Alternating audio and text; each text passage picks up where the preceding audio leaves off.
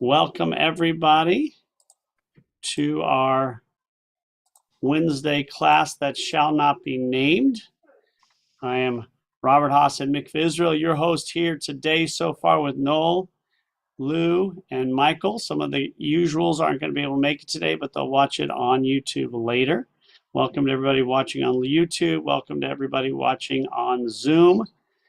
As I mentioned just a second ago, next week our class will both be live and virtual, as we're going to meet at Lou's house. So we'll invite people to bring potluck, and Lou will be making some sort of asparagus souffle dish, I think.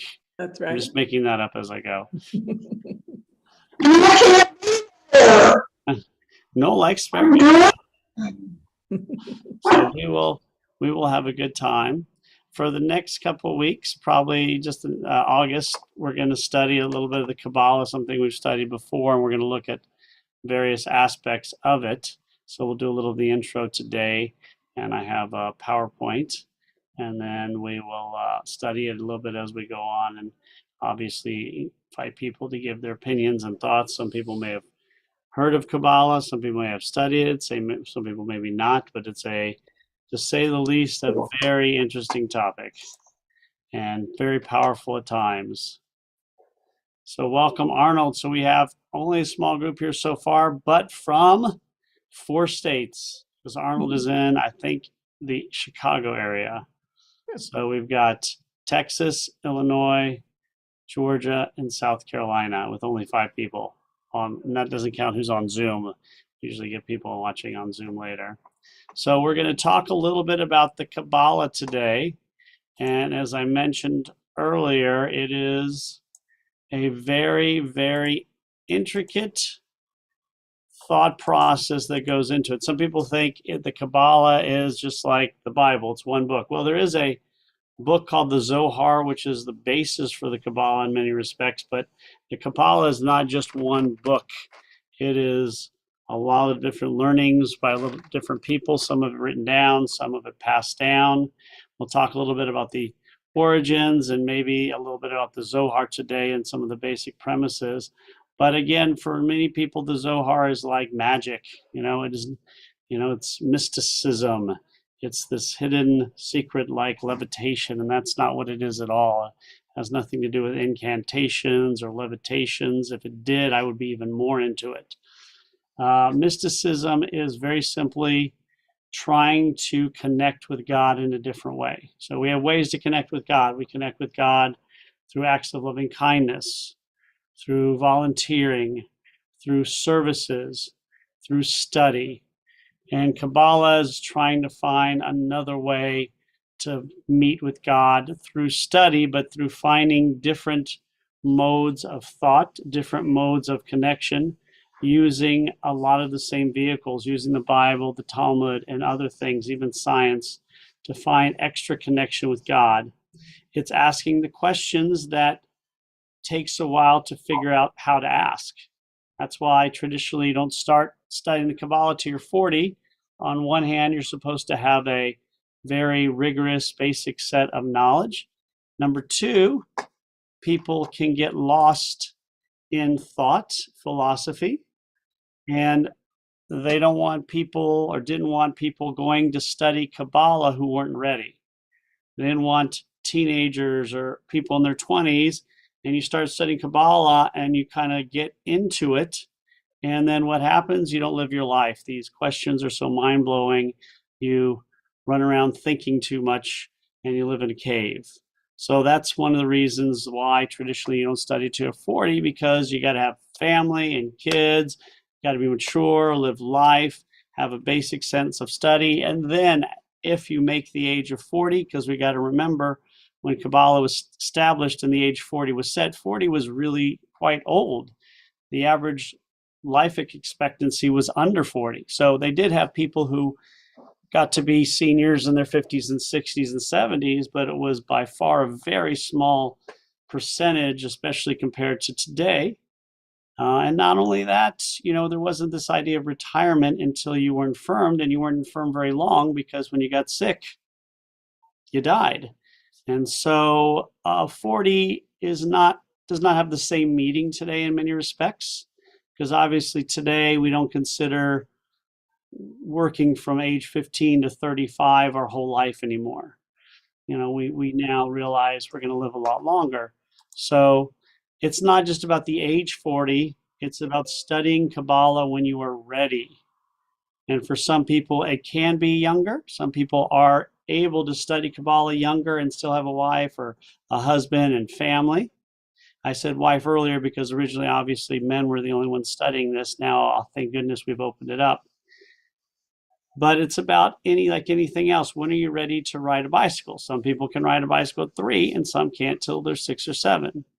When are you ready to study calculus? Some people can do it at 5, some people in high school, and some people never can study calculus because it's beyond them. Kabbalah is the same way. It's like math. Some people are very good at it and can go very far and can keep the perspective and live their life. Some people lose themselves in it, and some people can only get to the beginnings of it. But the idea of Judaism says you study everything no matter what you study. So if you're not really skilled in one area, that doesn't mean you don't study it. Everybody has their skills. You may be more skilled in this area, Talmud or Bible or liturgy or giving of yourself to the community. We all have the special gifts, but that doesn't excuse us from studying and trying to better ourselves. We can never say, I'm going to study Kabbalah because I want to be the greatest Kabbalist. That's just not how it works, because it's like anything else. I want to play tennis, but I'm only going to play tennis if I'm going to be as good as Roger Federer. Well, you know what? That's just not reasonable. There's only one problem. I'm not going to learn, physics like Albert Einstein but that doesn't mean I can't study physics and enjoy it if I like it. That doesn't mean I can't play tennis. So the idea is to learn to grow, and Kabbalah is perfect for this because it's trying to take you into a different place, trying to do something that other people have not been able to do. So let's go to this thing, if I can find the right place. I think it's here. Nope, did I lose it? I think I lost it. Let me see if I can find it. Let's see here. Here it is. Let's see here. All right. I'm going to put up this PowerPoint. Sorry for that. It somehow disappeared for a second. I probably erased it on accident. All right. So here's the super impressive PowerPoint I created. Probably the best PowerPoint person who ever lived. I'm just putting it out there. I'm the worst. Okay, well, I'm in competition for you, but just because. No, don't ask me to do it. It You took ever me need help with forever. PowerPoint, ask me. Seriously. You're good at it? I am not. Yes. I can do the very basic stuff, but that's Yeah, about no, it. I really am good at it. So, Good, because I am yeah. not, but I did spell my name correctly. That's what I'm saying. Yes. Very Good good. job. All right, so this is Kabbalah. We're going to go over just the basics. It's a lot more familiar to us these days because it's become so popular. One, because the internet, because the world is so much more educated, because in certain circles it's become very popular. It can be spelled a variety of ways, as can be seen here. We know it's mysticism, and we know that it deals, the idea of mysticism obviously is that God is mysterious, which is not that big of a concept because it's so obvious to us today. But mysticism or Kabbalah says we can try and unravel the mysteries of God beyond what we're already doing, beyond just the Talmud and the Bible. We can find more and this is for people who want to search more. So where's the basis? There is a section in Ezekiel, which is in the Bible. He is the third of the 3 major prophetic books, the first being Isaiah, the second being Jeremiah. So he is alive during the 6th century BCE, and he talks about this creature. When he sees God on a chariot, and out of the midst came the likeness of 4 creatures. And this was their appearance. They had the likeness of a man, and they had 4 faces, and every one of them have 4 wings. So basically, Ezekiel saw God possibly on these 4 creatures, and this would become the basis in many respects for mysticism, trying to unravel this mystery. What are the 4 creatures? What do they represent? How can an individual see God? Remember, it says that Moses only was able to see the back of God, and that was an exception to the rule that Moses was given this privilege. But that is for us to decide how much of God we see or feel. And so this vision kind of ignited a spark that maybe there's more. By the way, I drew this picture myself. That is not true for those of you watching who do not know me well enough to know sarcasm. That is absolutely not true.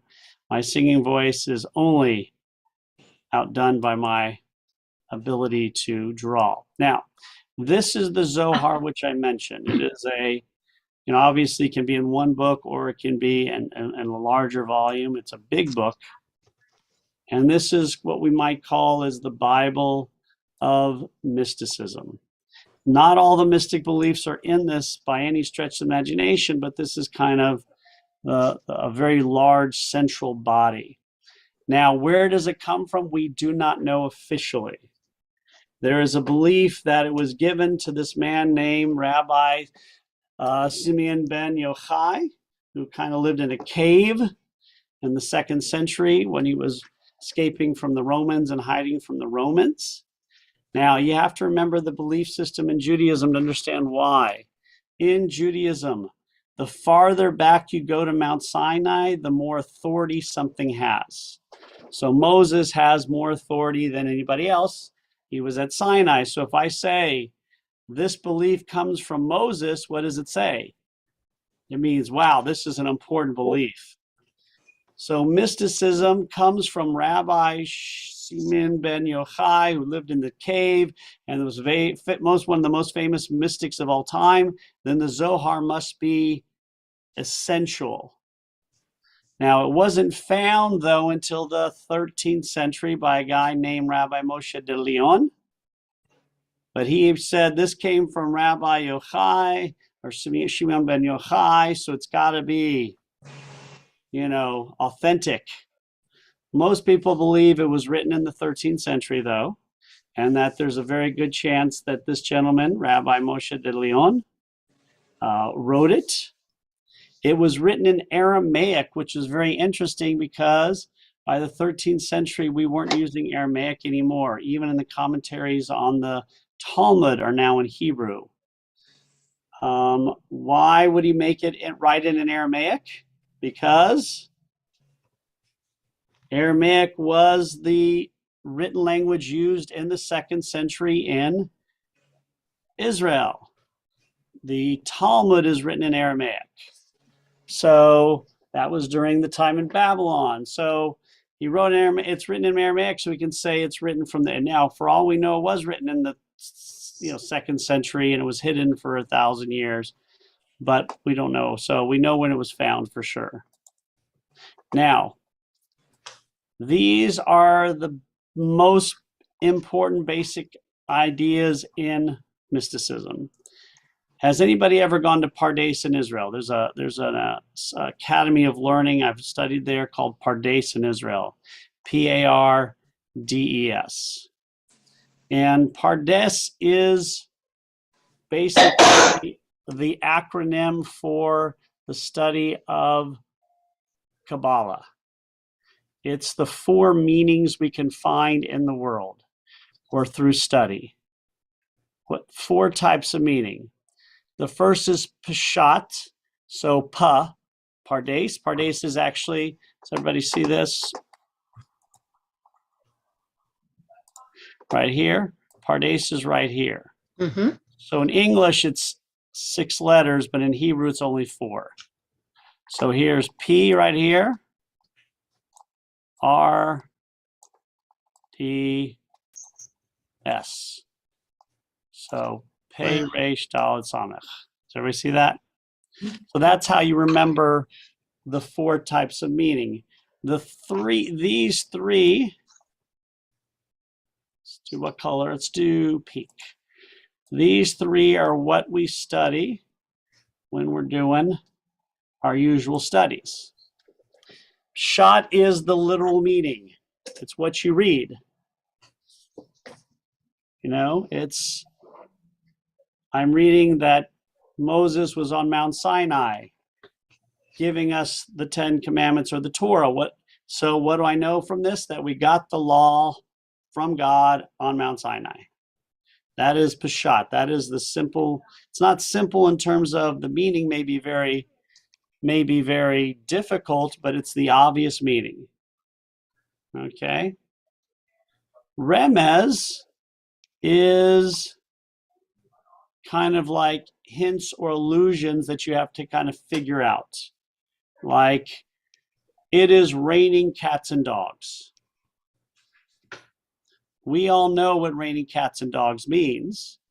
In 10,000 years, if they find a book, they're going to have to figure out what raining cats and dogs means. We know it means raining a lot. But if you don't know what it means, you might think it could be literal. You might think it was a rain that had lightning or a rain with hail, because cats and dogs has no direct peshat with raining hard. But we know what it is because it's like, you know, I was just reading an example, you know, we get lost, or somebody asks me, you know, we're studying something and it goes to a weird place and and Lou says, we're not in Kansas anymore. That was when I was just studying. Give me the example of Remez. We all know we're not in Kansas anymore because we've seen Wizard of Oz. Wizard of Oz, yeah. Yes, but it's still not an obvious meaning. It's an allegory, a metaphor. Now, Darash is the third, in many ways, the most important. This is where we study. This is where we say, Moses received the 10 Commandments on Mount Sinai. To this day, we're expected to follow these commandments. Do not kill actually means do not murder, because we're allowed to kill in self-defense. The word doesn't mean exactly. That is Darash. That is not an allegory. That is trying to seek the deeper meaning and the better understanding. How are the 10 Commandments going to help us shape our society? What does it mean to covet? If I look at a bike and I say, well, that's a really nice bike, is that coveting? Or is coveting, I like that bike, I'm going to take it from this guy? Is that coveting? That's Darash. That's the explanation. When you come to Kabbalah, though, let's use yellow. That seems like a... Good Kabbalistic, color. Yes. This is, I'm just so excited. I love doing this because I know how to do it on Zoom. It's when I use Zoom a lot, so I can do some of the basic things. Kabbalah is dealing with Sod, which is the last one, which is the secret meaning, the esoteric. Although you can have esoteric in Darash, this is metaphysical. This is beyond just the Darash. This is how am I connecting with God? What's the secret meaning? What am I reading in the words? If I use gematria, if I use numerology, what are the explanations that are beyond the discussion? How can I seek deeper? But obviously, before you go to Sod, you got to get these other ones first. You can't start off in Sod because it will be gibberish. I mean, you have to have an understanding of what Peshat is and Remez is and Darash. You got to master these before you go to number 4. And so that's what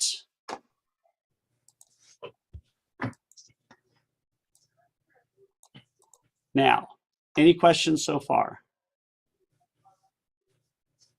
So some would say Darash, if you ever hear the word exegesis, you know, that's kind of Darash, it's bringing out the meaning.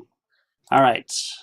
Rabbi, is that related to like when you talk about a Torah comment, you're giving a talk on the Torah, you give a drash? Is that the same? That's exactly what it is. Okay. 100%. So what the meaning, okay. So a sermon is a drash. It's trying to extrapolate meaning and give it to us so how it's going to have purpose for our lives.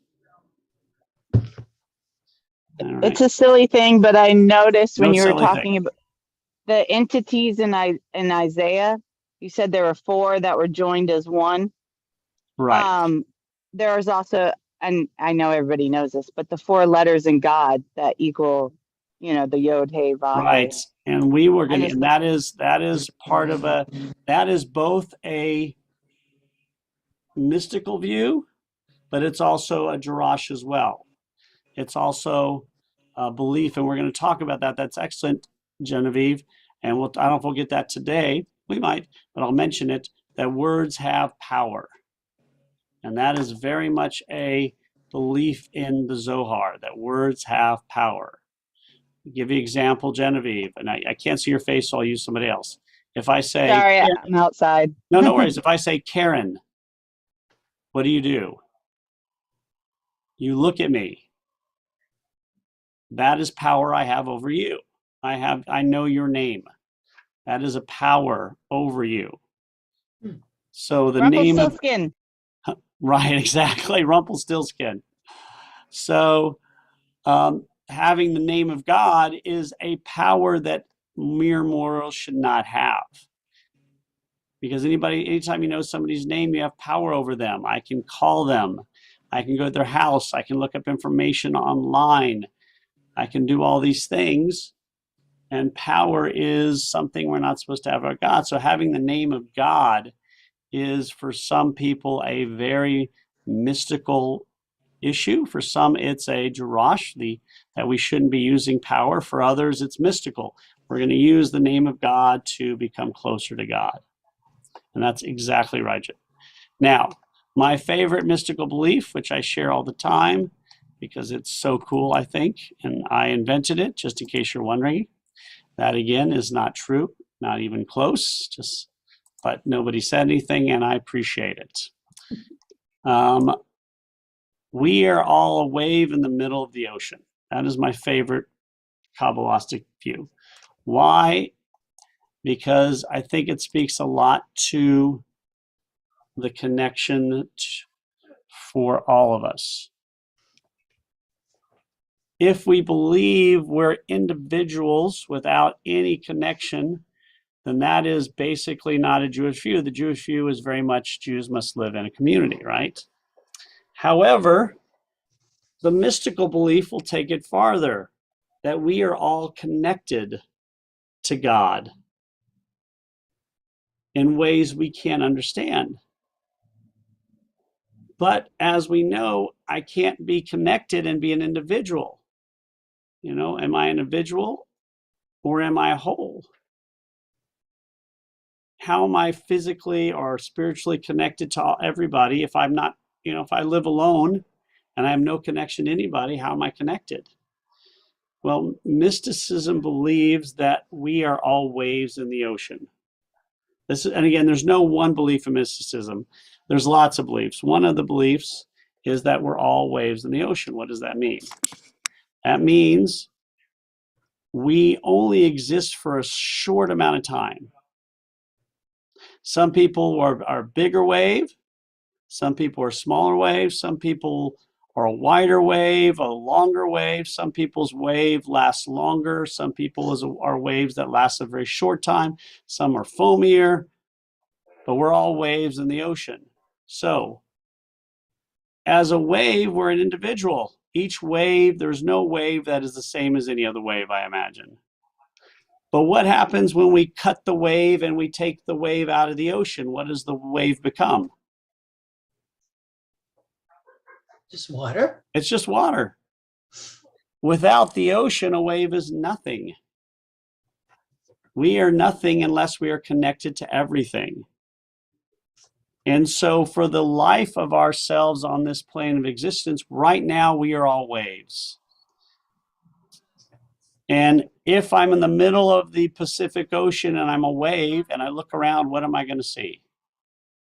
Other waves. Or waves? Other waves. All I'm going to see is other waves, maybe some water, maybe an island, maybe a continent. I'm not going to see everything though, because when we're human beings, we can only see what is around us. We can see people, we can see planets, we can see whatever's around us, or whatever technology gives us, we can only see, hear, feel, or think what's around us. And then when we die, what happens to us? We go back and are part of the water that we never left. We never were individuals in terms of being unconnected. We're always connected. We're always connected to the ocean, no matter what. It is impossible for us to be unconnected. If we're living like Shimon ben Yochai in a cave, fearing the Romans, although he had his children, and I'm alone and I'm a hermit, and I haven't talked to anybody in 50 years, I am still connected to everybody according to Kabbalah, to the Kabbalah. Because it's impossible to exit the ocean as a wave. It's just not, it can't be done. And so we are all connected to the whole. We are all part. Now, what is that whole? What does it mean? We'll talk about it as we go. But I think this is a beautiful way of seeing the connection, because it teaches us that we can be individuals for a short time in the scheme of things. You know, the universe is what, 15 billion years old, and we exist for hopefully 120 years at most. But that doesn't mean we don't have purpose and that we're not connected and there's no meaning. Now, when we die and go back to the ocean, do we keep our memories of being a wave? Do the memories go to the entire ocean? Do we share? That is also a debate. Who knows? But what it does teach us is there is a connection no matter what. And what we do affects everything, because even though we're a wave, the wave does something to affect the rest of the water. Even if it's a small piece, we're all doing something. So, any questions about us being a wave? And let me tell you, you guys are awesome waves. Thank you. And So, Karen, I your have wave another is especially question. surfable. Lou, So are you saying as a wave, what you see around you is your community? Is that, and you influence the community and the community influences you? exactly. And the community influences the world. Now, what you see can be taken literally. I can see all of you. I can see my office. If I look at a telescope, I can see the heavens. If I go underwater and snorkel, I can see the ocean. But it's still very limiting. We can only see what we can see emotionally, physically, but also philosophically. We can only think so much and understand so much of our place in the world. And so, but yet it's all essential because the ocean is made up of waves. It all has meaning because we're all connected. But for the moment we think we're not connected, that is where the issues in the world come. This is violence. This is all the anti-Semitism, the hate. It's from not realizing we're part of everything. Get me before, or get you before you get me, or get what I can get out of it and then go. Exactly. And that's not even possible. According to this theory, it's not possible for you to get something and nobody else, because eventually we die and whatever we have becomes part of everything. So it's a very difficult concept, but it's whoever came up with that idea, and it was me. Again, it was not. That was just a joke. Right. I don't know who came up with this original concept, but I just love it. I think it's so beautiful and so simplistic, but powerful. Another concept that is important to understand as we study more is nothing is good. Usually we think nothing is not good, but nothing is considered in many respects good. Why is nothing good? Karen. Is it in the sense of no news is good news?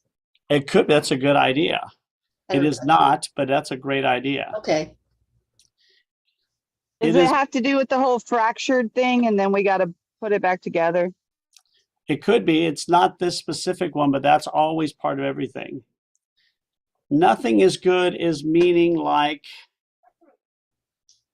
I have nothing compared to God. When we're something, we're thinking that we're beyond what we are. The idea is when I'm nothing, it means I realize I'm part of the whole. Kind of When- like the faceless man, if you've ever seen Game of Thrones. Yes. I have seen Game of Thrones, and it is The awesome. do you remember Faceless Man?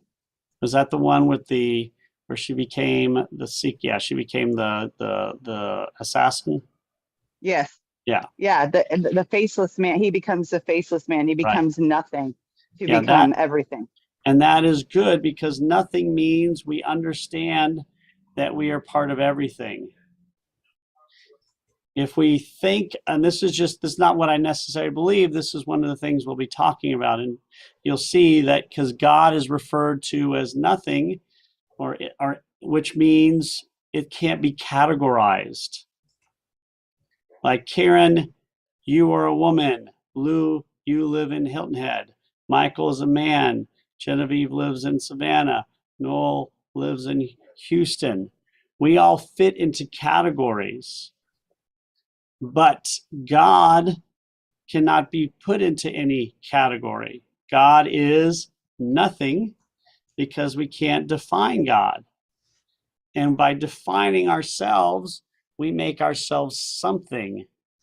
When really, if we're undefinable, then we are closer to God. It has a lot to do with also not concentrating too much on all the things we have in life and concentrating more on being part of the whole. But when you refer to God as nothing, it is not an insult in Kabbalah. It's actually a compliment. Because that's why they call God Ein Sof, no end. So that's just some terminology to understand. Now, Kabbalah can also be used as, or viewed from the perspective of it comes from the very beginning of the Bible.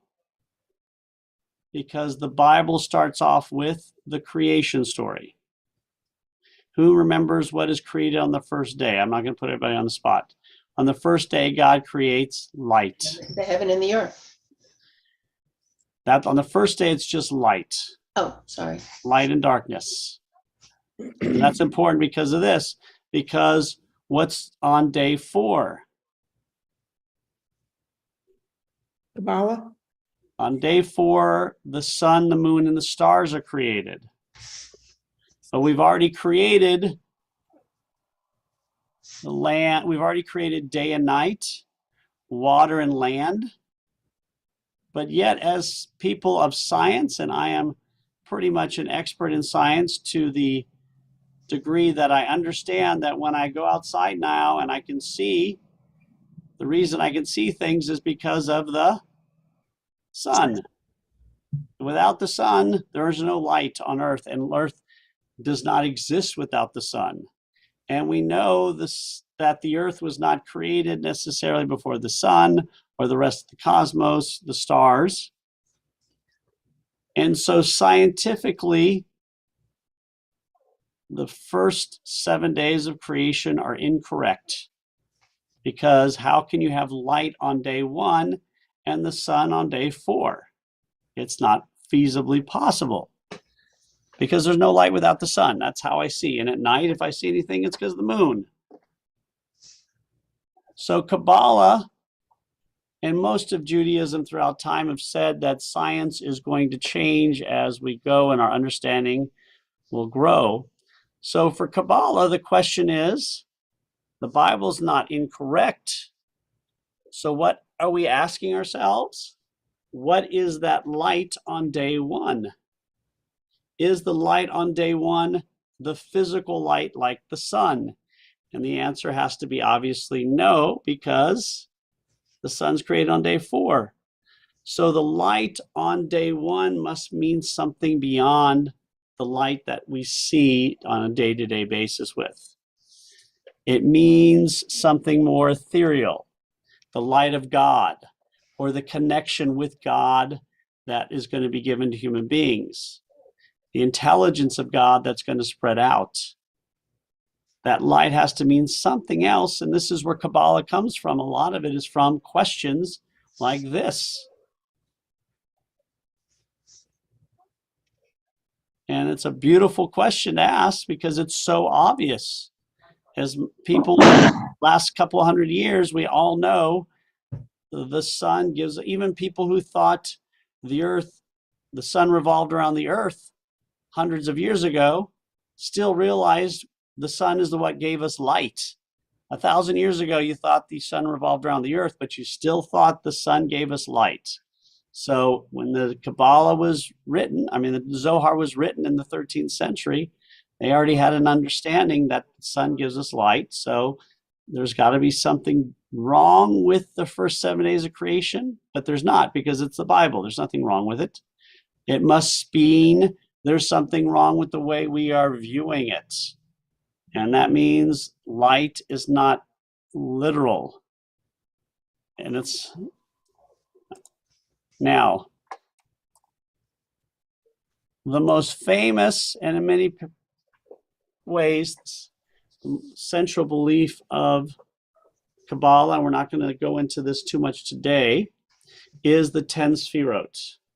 If you say Kabbalah in the Jewish world, people will think about this, the 10 Sfirot, and the 10 emanations, 10 understandings, and they represent our connection to God. And we'll study this later. And as we believe, there are different connections. In many respects, it's kind of like a bridge. The question is, if we're connected to God, which it says all over the place, how are we connected to God? How does God connect us? How does a being that created the cosmos going to be connected to little old me on planet Earth? How is a God that we read in the Bible is too powerful for us to even look at? How am I going to connect with something like that? How am I connected with a being that if God spoke, it would destroy me? How can I connect with a being like that? Through a filter. Oh, sorry. That is a very apt answer. A filter is a very, very good way of explaining. Like sunglasses. Right. And the Sfirot are in many ways a filter, but there's also a bridge on how we connect to God. And the more we understand, the farther along we can get to God. There's a belief that these last three are beyond us. Like there's got to be some sort of division between God and us, a point where if we get too close, we'll explode. So the last three are beyond the capabilities of mortal human beings. There's also an understanding that some people cannot get to higher levels because they are not able to. But everybody can be part of God and connected to God in some way. So that means everybody is connected to the very bottom one, Shekhinah, the divine, the female presence of God. We're all connected to God through at least this. It's like, Michael. Yeah, the last three, as I look at the diagram, when you get past the foundation, the majesty and eternity seem to be at an equal level. Which is the last three? I'm sorry, the last three are up at the top, Keter, Bina, and Chochmah. Oh, so you go up. We're at the bottom. It's created in a way that kind of God's up here and we're it's a down pyramid, here. a pyramid. Yeah, A ladder, so would you a call it? ladder, a bridge, Okay. however you want to do it, a filter. Okay, I totally missed that. And we're going Okay, to talk thank about you. the gender belief system in Thank it, you. the connections, how you get to the next one. But the idea is basically the Sfirot are how we connect with God, because we can't talk to God like we talk to human beings, because that's just not how it works.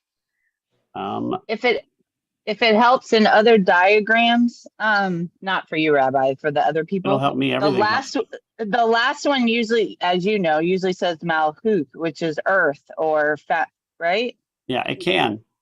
And Or so we'll go- kingdom in Yeah. some instances. Okay. And we'll go through that and the differences. There's different ways of looking at it. But the idea is that we are going to balance our connection to God with the way we live our lives here. And just like there's different ways to connect to God on a basic level, study, worship, good deeds, this takes it to a different level. It's kind of like trying to understand, I'm going to heaven, but what does heaven look like? Another belief is that God is everything.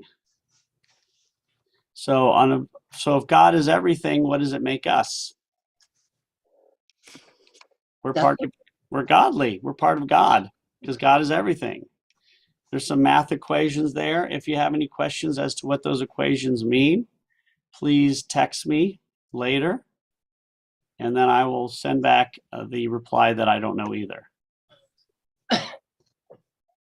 So God is everything. And this is a very difficult concept because if God is everything, we have to realize there's a lot of other stuff. We've got the planets and the sun and the stars, and we got lots of stuff on this earth. So, yes, Noel? This goes back years and years and years. When I was in Sunday school, I remember a teacher saying to us, me and us, that we are nothing.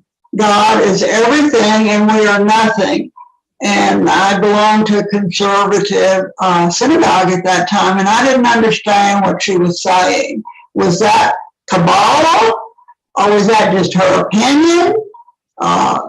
What was it? I never got past that because I didn't understand. And that is, I don't know what she meant, but it is a very confusing because we talked about how we define God as nothing, but yet God is everything. Meaning when we define God as nothing, it means God is undefinable. But God is everything, we still can't define God. So there's a lot of different ways of looking. I don't know what your teacher meant. She may have been saying we're nothing as human beings, means we're not worthwhile compared to God. But from this perspective, we're part of God in everything. So we have to figure out how can we be in the universe if God is everything? And that's a very difficult concept. If God is everything, how can we be here? But everything also includes nothing. Exactly. And that's where the confusion, because nothing is the belief that God is undefinable. Yeah. So God is both nothing and everything. I'm just trying to confuse you guys because I'm always confused. Easy enough. All right. One of the things is, does God play hide and seek with us? How do we find God? Is it something like we have to keep looking and God's hiding, or vice versa? So how do we find God? Is it playing hide and seek that we have to keep searching till we find God?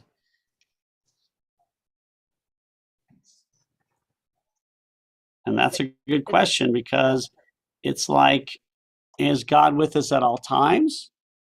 Or is God only with us some of the time? Is God never? And that goes into this next section. Let's see here. Oops, that was it. All right. Thought there was one more. No, that was the last one. So those are some of the initial concepts of Kabbalah. Any questions about them so far? And it is mind-blowing. I mean, the idea is it is supposed to take our minds to places they don't usually go. No. Yeah, I feel personally that God is always with me. I have no doubt in my mind that God is always with me. So what am I? Well, that's a good question. God is with us is definitely a Jewish point of view. How is God with us? That's the Kabbalah. What does it mean God is with us? That is the question. It's not, there's not a question as with whether God is with us. Question is, how do we find that? How do we define that relationship? that is so difficult. My relationship with my wife is definable. My relationship with my friends, my kids, definable. My relationship with coworkers. But what is the relationship with God? Because it's not like I'm talking to God like I talk to everybody else. So God is with you, Noel. We believe that. But the question is, how? And that's what the Kabbalah seems to define. What is this relationship that the Sefirot are? What is that relationships? Now, you can do it in a basic sense like we do. God is a parent. But that is only still a very basic idea. Not basic. It's a beautiful idea, but the Kabbalah says we want more. We want to know what that actually means. And so that's why you have all these questions and all these discussions. Yeah. And, Michael? well, I don't know. I just keep coming back to to a prayer that, that supposedly describes the 13 attributes of God. And, it's hard to see, or maybe it's not hard to see how it fits into this, but I guess you could draw a lot out. I mean, is God a parent? Is God, merciful? Et cetera, et cetera. I always get back to that. And that's part of it, but it's more than Yeah. God merciful. The idea is, what does it mean, God? I mean, God is not merciful like us. I mean, we're humans. God is a bigger entity than we can Yeah. define. So what does mercy mean? And how do we emulate God? And these are questions that we do discuss, but the Kabbalah tries to take it to a different level. And we define, the attributes are defined as if God were human, because Right, these are all exactly. human attributes. And it's not only, they don't define necessarily God, they kind of define what God does. God is just. God Right, acts that's justly. Right. They don't define God as what God looks like. It's more like, what is God like? Yeah. It's defining the attributes of God, not defining God. Because even Kabbalah says that's impossible, but it does say we should try. That's the irony. There's certain questions that are so beyond us, but God gave us the mind to search. And so Kabbalah basically takes that to mean we can search as much as we want because God gave us the mind to do so. So let's ask some difficult questions. Let's spend a lot of time figuring out what are questions beyond what we think. And so we'll talk a lot about that next week as well. Next week.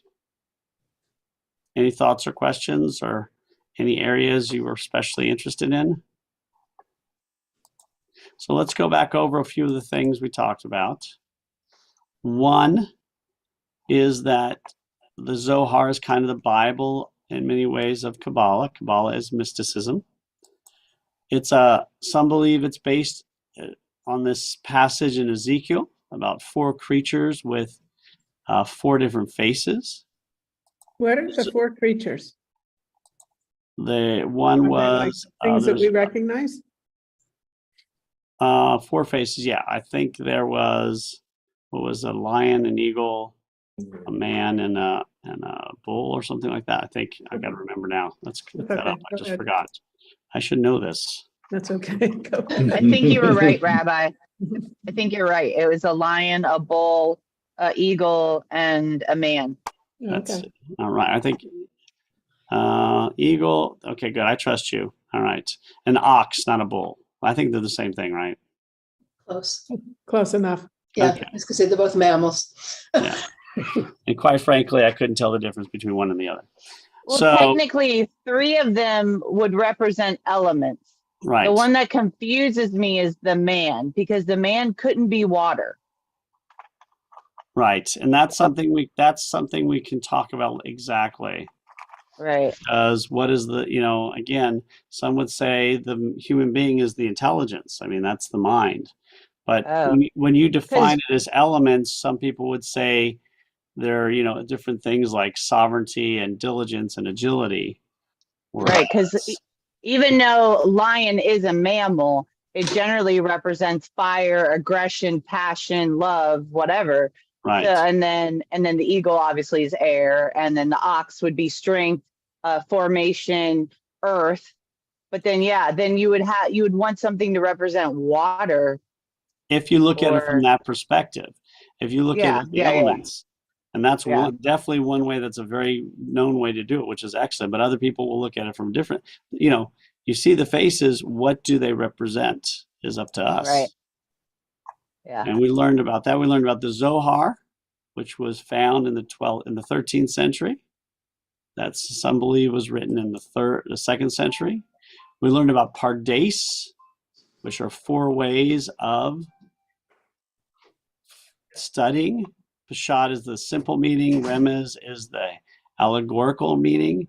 Darash is the meaning that you take out and teach us how it's important for us today.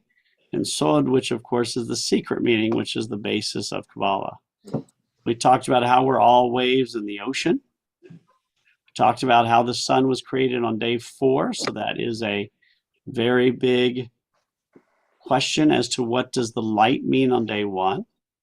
We talked about how God, or nothing is good in Kabbalah, and yet how God is everything also. Talked a little bit at the 10 Sfirot, the 10 emanations that help us connect to God. So that's what we talked about today. And next week, we'll go to some more thoughts on it. If anybody wants to bring their own, I know Genevieve has some really good ideas, please bring them. And that makes it a lot more interesting. So a reminder also that this Sunday at 12:30, we have our welcome back party. It's for kids and adults of all ages. It's a lot of fun. And it's a great way to see people in the community. So that'll be 12:30 this Sunday. It's all free. And we'll have games for kids. We'll have all these things for adults as well. It's just a really fun way to just spend the day. Then we have a week from Friday is our potluck here. We're going to welcome the cantor. So that'll be on the, the 18th, Friday the 18th at 6 p.m. We invite people to bring their food. We're going to get a main dish. You bring some food, and then we'll have a potluck, and then we'll have a service. This is an unofficial, it's an official welcome to cantor, but her installation will be in November. This is more like just a fun way to meet her and talk with her. So that's going to be, of course, coming up. Then also we have on the 23rd, I think it is, we have, is it the 23rd or 30th? The 30th maybe. 23rd. Yeah, Mahjong is on the 23rd for everybody and women of Mikveh Israel. So those are some of the things coming up. Anybody else have any other things coming up they want to mention? All right, we wish Genevieve all the best. We hope the strike finishes soon and everybody gets what they want, because she's part of the movie world where they're on strike. Oh, right. Oh my gosh, I didn't think of that.